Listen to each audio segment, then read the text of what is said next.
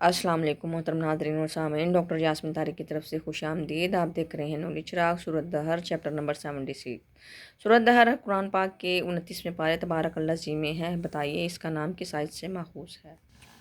یہ نام اس سورت کی پہلی آیت کے فقرے هل اتی علی الانسان، یہ اس کی عربی ہے، دہر سے لیا گیا ہے۔ اس کا دوسرا نام سورۃ الانسان ہے۔ دہر کے لفظی معنی ہے زمانہ۔ ترتیب نزول کے لحاظ سے سورۃ دہر قرآن پاک کی 98ویں سورت ہے۔ موجودہ ترتیب بتا دیں۔ قرآن پاک کی موجودہ ترتیب کے لحاظ سے یہ سورت 76ویں نمبر پر ہے۔ سورۃ دہر کا دور نزول کیا ہے؟ یہ مکی سورت ہے اور حضور پاک صلی اللہ علیہ وسلم کی مکی زندگی کے ابتدائی دور میں نازل ہوئی، جبکہ بعض مفسرین آخری دور بھی بتاتے ہیں۔ تعداد آیات کے لحاظ سے سورۃ دہر قرآن پاک کی 53ویں سورت ہے۔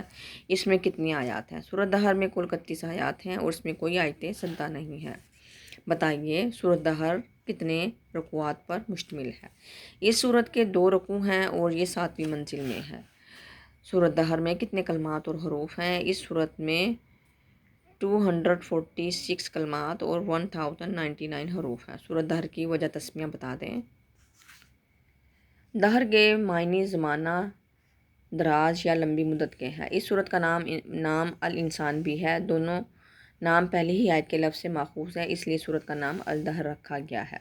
بتائیے سورۃ دہر کی شان نزول کیا ہے؟ انسان کو اس کی حقیقی حیثیت، تخلیقی مراحل، دنیوی زندگی کے امتحان، شرک و کفر کے انجام سے آگاہی کے ساتھ دنیا میں اخلاقی اوصاف اور آخرت میں برائیوں کے انجام اور نزول قرآن کے طریقہ کار کی وضاحت کے لیے یہ سورت نازل ہوئی۔